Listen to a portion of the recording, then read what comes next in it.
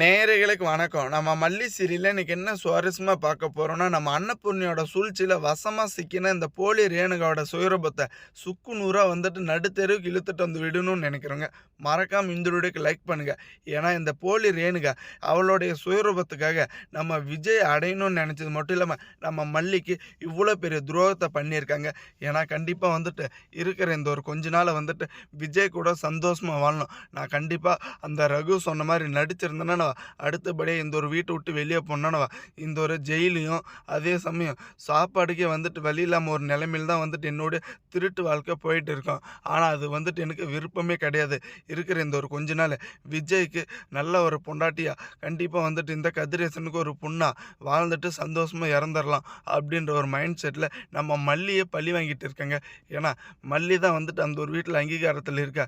விஜய் அறுத்து போட்ட கோழி மாதிரி எந்த நினப்புலையும் மல்லியோட நினப்பிலே தாங்க இருந்துட்டு இருக்காங்க.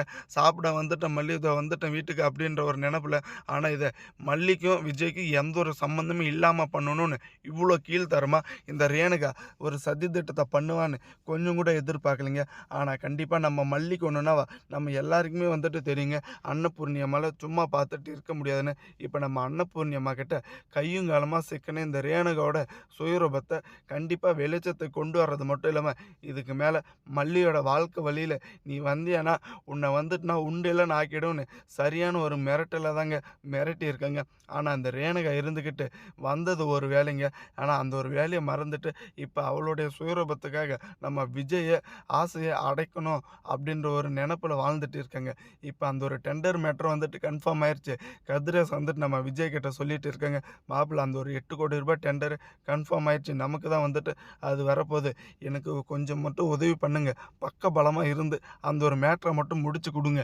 ஏன்னா நீங்கள் கூட இருந்தால் எனக்கு ரொம்பவே பக்க பலமாக இருக்கும்னு நினச்சிட்டு இருக்காங்க. ஒரு கட்டத்தில் நம்ம நிஷா இப்போ தாங்க யோசிக்குவாங்க, இந்த விஜய் மாமாவும் இந்த ரேணுகாவையும் வீட்டுக்கு கூப்பிட்டு வராமல் இருந்திருந்தாவே நல்லா இருந்திருக்கும் அப்படின்ற மாதிரி. ஏன்னா நம்ம எல்லாருக்குமே தெரியுங்க, இந்த நிஷா ஆசைப்பட்டுட்டு இருக்கிறதெல்லாம் ஒரே ஒரு விஷயத்துக்காக தாங்க, அது நம்ம கதிரேசனோட அந்த ஒரு பணத்துக்காக. ஆனால் இப்போ இந்த ரேணுகா வந்த விஷயத்தையே மறந்து நம்ம விஜயை அடைய துடிக்கணும்னு நினச்சிட்டு இருக்கிறது காரணம் இதுக்கு முன்னாடி இருந்த அவளுடைய வாழ்க்கை கதை தாங்க. இதுக்கு முன்னாடி பணத்துக்காக எந்த ஒரு விஷயத்தையும் செய்ய தயாராக இருந்தாங்க. ஜெயில் தண்டனையிலே பாதி வாழ்க்கையை கழிச்சிட்டாங்க. ஆனால் இப்போ இதுக்கு மேலே கண்டிப்பாக நான் அப்படி மட்டும் ஒரு தப்பான முடிவை எடுக்க போகிறதில்ல.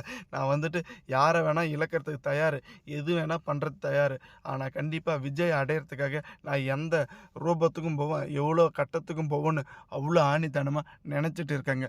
ஒரு கட்டத்தில் நம்ம மல்லிக்கு மட்டும் இந்த ஒரு உண்மை தெரிய வந்துச்சுன்னா சரியான பதிலடியாக தாங்க இருக்கும். ஏன்னா நம்ம மல்லி இப்போ வரைக்கும் மனநிலை பாதிக்கப்பட்டிருக்காங்களே, சரி பரவாயில்ல, கூடிய சீக்கிரத்தில் அவளுக்கு நலமானா நமக்கு தான் கொஞ்சம் நல்லது அப்படின்னு நினச்சிட்டு இருக்காங்க.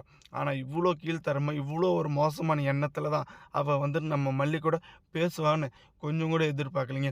ஏன்னா நம்ம மல்லிக்கிட்ட மல்லி உனக்கு ஒன்று தெரியுமா, விஜயும் நானும் நைட்டு ஒரே தவளை படுத்துட்டோம், ஜாலியாக இருந்தோம் அப்படின்ற மாதிரி பதில் சொல்லிட்டு இருக்கேங்க.